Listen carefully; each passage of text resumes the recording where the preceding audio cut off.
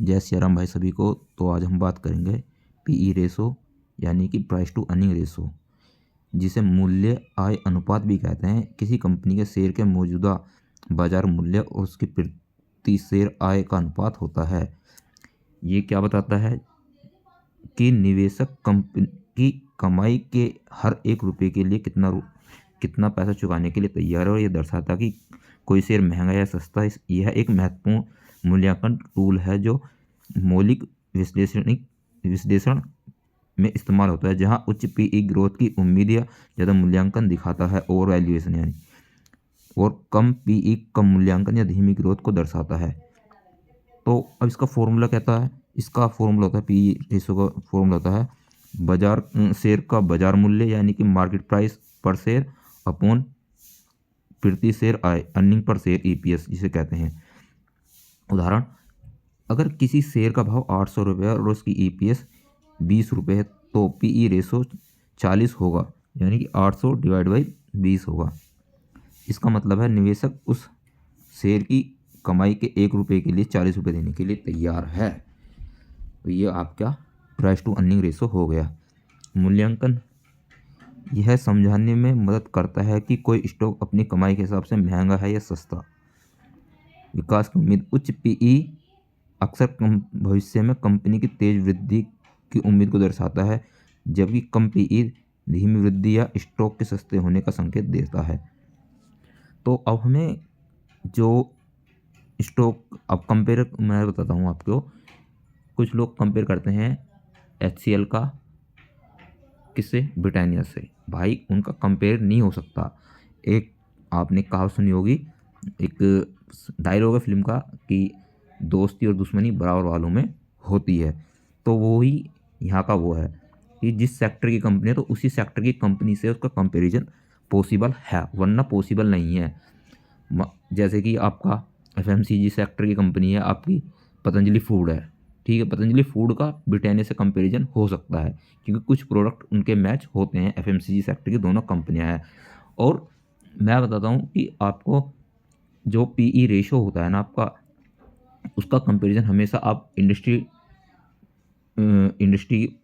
PE ratio medium चल रहा है उससे कंपैरिजन करें आप, तब आपको सही पता चलेगा। अगर उससे नीचे है तो स्टॉक अंडर वैल्यूड है, उससे ऊपर है तो ओवर वैल्यूड है। चलिए अभी हम आगे बात करते हैं, आगे क्या है इसमें। तो अब बात करते हैं किस टाइप के पीई रेशो होते हैं। एक होता है ट्रेलिंग पीई रेशो, जो पिछले 12 महीने का दिखाया जाता है एक्चुअल में, ठीक है।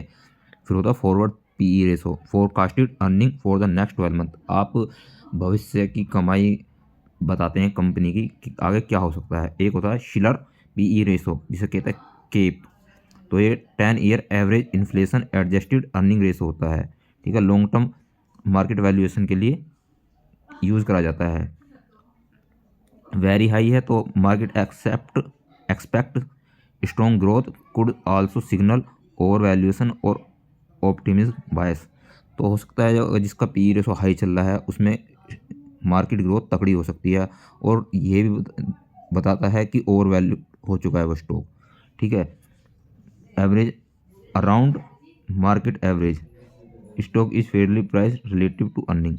तो जो एवरेज है वो मार्केट के रिलेटिव चल रहा है, ठीक है। वेरी लो में indicate under valuation but could reflect poor growth, ठीक है। एक होता है कि अंडर वैल्यूड दिखा रहा है लेकिन हो सकता है कि वहाँ पर पुअर ग्रोथ प्रोस्पेक्ट भी है, अर्निंग वोलेटिलिटी भी है। कभी कभी उसकी अर्निंग बहुत ज़्यादा, कभी कभी बहुत कम है, या उस सेक्टर में कुछ इशू चल रहा है, उस वजह से भी ऐसा हो सकता है। तो लिमिटेशन इसकी, PE ratio can be distorted by accounting choice. तो डेप्रिसिएशन इन चीज़ों से भी वो हो सकता है। ये growth versus value, high growth firm often have, जिनमें हाई ग्रोथ फर्म होती है उनका पी रेशो हाई होता है, तो इसलिए इसे थोड़ा कंसीडर नहीं कर सकते हम पी रेशो को। पर एक ये बहुत ज़्यादा इम्पोर्टेंट पैरामीटर है मार्केट का। सिक्लिसिटी साइक्लिसिटी सिक्लिकैलिटी सिक्ली मुझसे बोला भी नहीं जा रहा है वर्ड, सॉरी इसके लिए। अर्निंग में बी टेम्परेरी डिप्रेस्ड और inflated making the ratio misleading. कुछ देखो इसका मतलब क्या होता है, कुछ कंपनीज ऐसी होती हैं जो कुछ टाइम चलेंगी, कुछ टाइम ठंडी पड़ जाएंगी, एक फिर वो टाइम आएगा अगले साल या कुछ समय बाद फिर वो चलेंगी। तो यानी जो मौसम के, आप ऐसा समझ सकते हैं, जो मौसम के अनुरूप चलती हैं। तो ये कंसेप्ट आपको बहुत ज़्यादा किताबों में मिलेगा, आपको कॉन्सेप्ट डेट एंड कैश। ये आपका डेट और कैश जो है ना, ये भी पी रेशो को थोड़ा घटा बढ़ा सकता है, तो इसे भी ध्यान रखें। आई होप आपको मेरी बात समझे। Thank you.